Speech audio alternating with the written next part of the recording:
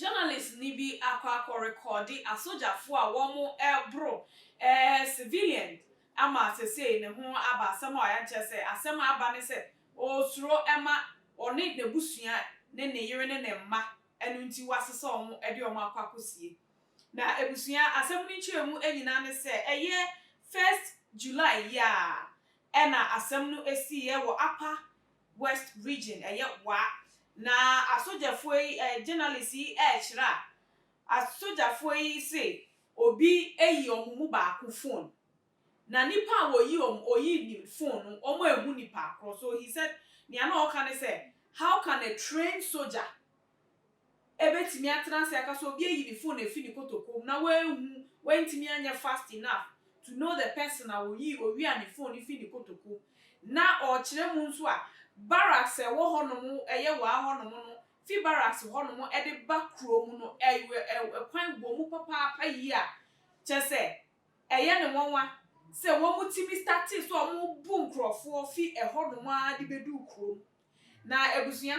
ma ye ko he video no tanya ye di ebi mu atoto gotem mo mu hwia gotem chese ye ko he video ni aba bank jam gotem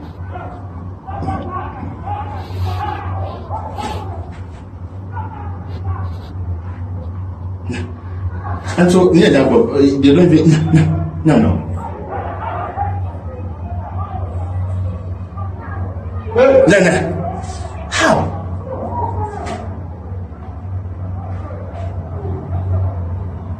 thank God we are taking short of this.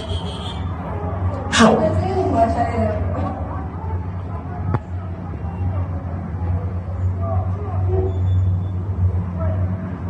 And so you just have to brutalize this person like this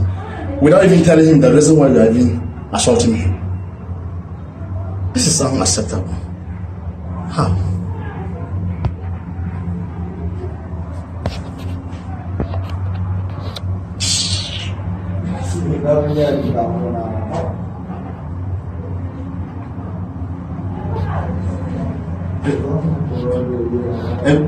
MC Lord now, you know what? I don't know.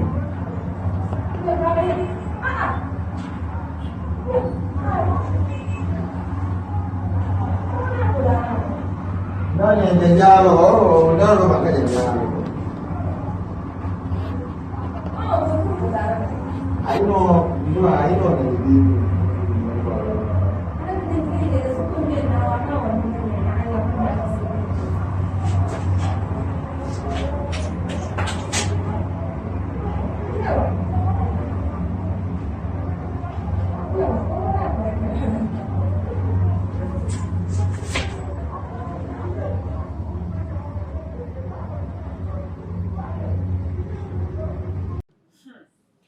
Asemo eba ne sen na sojafo a ye semo de mo oban ne ho ban anase ye nimu se mo na mo boye ho ban na face say akwakoda ne se mmom e na mo ba be hye ye ni ya ene areho se na ebusua ye journalist ni kire mu a wo hu sa de ne koso no o is ho anosi o be ye na adwuma nti no otwa ade e de kokko ma media house se ne be ya ene owi o sande to social media se ne be obi abehu ni a asojafo bi mu eye nansen to the civilians no na eno ena esura ba ho no na o kan se wa ho no mu enye kura so sa ehosa enu nti no ode entertainment na se wo dete won yi ne hu pie ena se anso asem ni si ya no ena wasesa na yere ne na ma nyina akwakosie beebi a obi akora ni beebi a wo mu wo na eye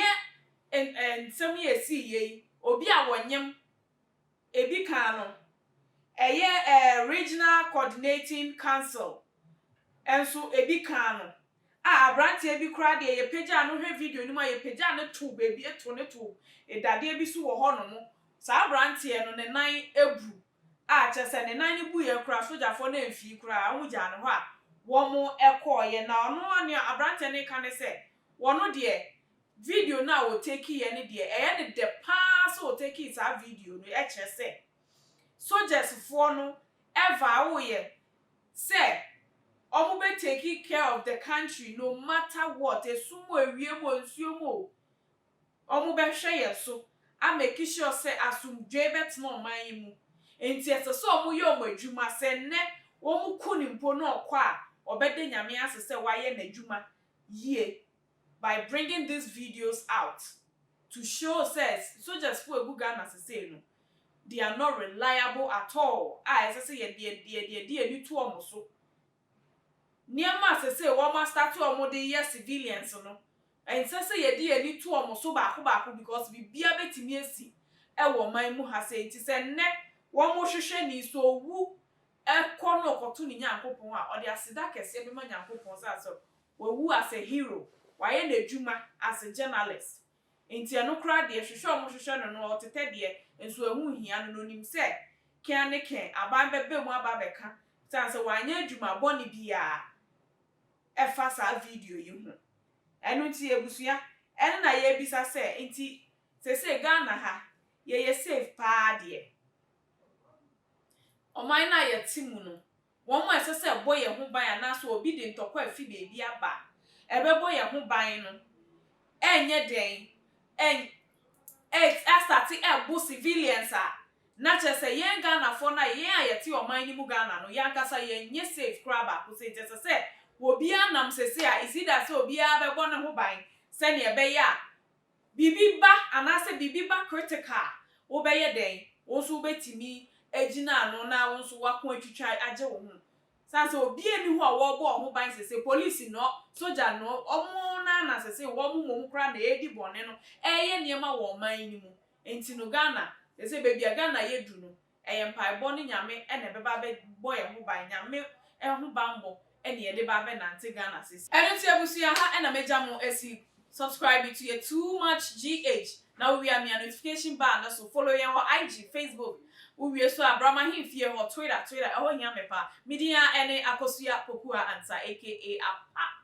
makra mo da sende message